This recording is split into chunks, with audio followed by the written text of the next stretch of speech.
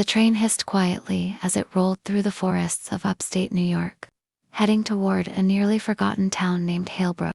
Raina sat near the window, her coat wrapped tight against the cold draft, sneaking through the train's old seams. She had taken this job on impulse, cataloging documents from a decommissioned train station as part of a historical project. It wasn't glamorous, but she didn't want glamour. She wanted peace. The other passengers were mostly quiet, a scattering of older tourists, and one young woman who slipped silently into the seat across from her. She was oddly dressed like someone from another era. Her dark green coat looked handmade, and her boots were scuffed leather. Raina offered a polite smile. "You're headed to Halebrook too?" The girl tilted her head and replied, "No, I already left there." Raina blinked at the odd answer, but the girl just kept staring out the window, her pale hands folded neatly in her lap. After a moment, she said softly, "If you hear knocking behind the walls, don't open the door. Not right away." Then, without another word, she stood and walked toward the next car. When Raina looked again, the girl had vanished. No one remembered seeing her board. By the time the train reached Halebrook, dusk had painted the sky in burnt orange and purple. The town felt like it belonged to another century. Weathered buildings leaned slightly toward the roads. The station was a grand old structure, boarded up in places but still proud, its wooden bones resisting time. She met briefly with a project coordinator from the museum, who handed her keys to the station's upper quarters. A place for her to stay while she worked. It was basic but clean. No internet, no neighbors, just silence. Raina liked it more than she expected. She began her work the next morning, carefully unpacking dusty boxes filled with records, photographs, and old train manifests. She spent most of the day alone in the archive room, the distant ticking of a broken clock her only company. That evening, while searching for light switches, she found a locked iron door in the back hall.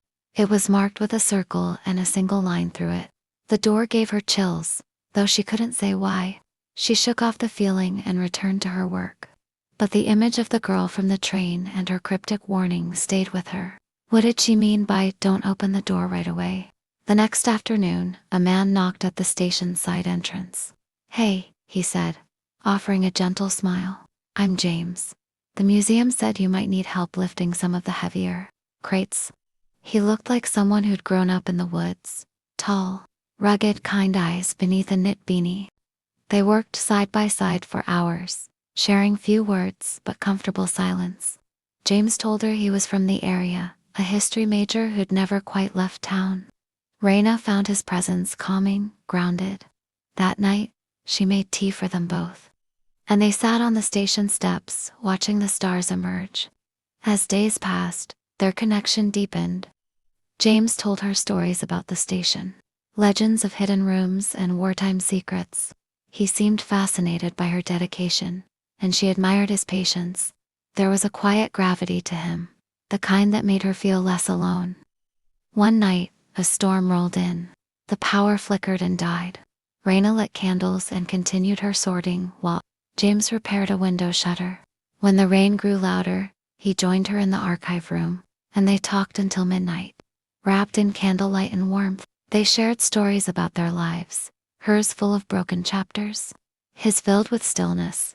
Eventually, their conversation slowed. Their eyes met, without thinking, without rushing. He leaned in and kissed her, soft, steady. She didn't pull away. That kiss deepened into something more. They moved together with a tenderness that neither expected. There was no pretense, just skin, breath, and longing. They fell asleep in each other's arms on the worn leather couch, the storm outside like a lullaby.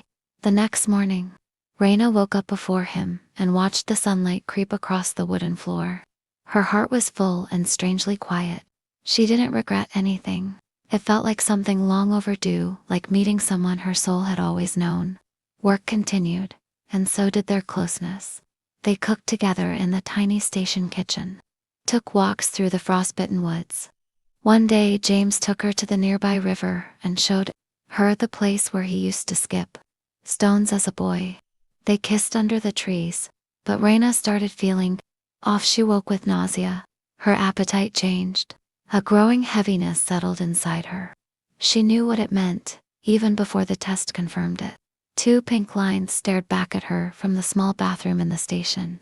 She sat on the edge of the tub for over an hour, holding the test in her hands. 1,000 thoughts raced through her: fear, disbelief, wonder. She hadn't planned this. Not here, not now. But it was real. When she told James that evening, he just looked at her for a long moment. Then, quietly, he took her hand and said, "We'll figure it out. No promises, no pressure. Just presence." It was exactly what she needed. The next few days were full of reflection. Raina wandered the station's halls, touching the old railings, thinking about the future.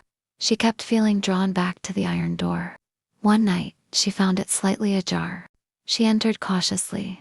Inside was a small, dim room, untouched by time. A rocking chair sat in the corner. An old baby blanket lay folded on a table. Dust coated everything, but the air felt alive. She didn't understand, but she didn't feel afraid. Later that night, she dreamed of the girl from the train again.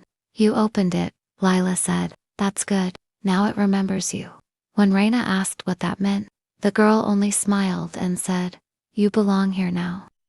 The next morning, she told James everything: the girl on the train, the door, the dream. He listened carefully, then said, "My grandmother used to talk about children left behind during the war. They used the station as shelter. Maybe one of them was her." Raina started writing everything down. The history, the encounters, the mysteries. She wasn't just archiving the past anymore.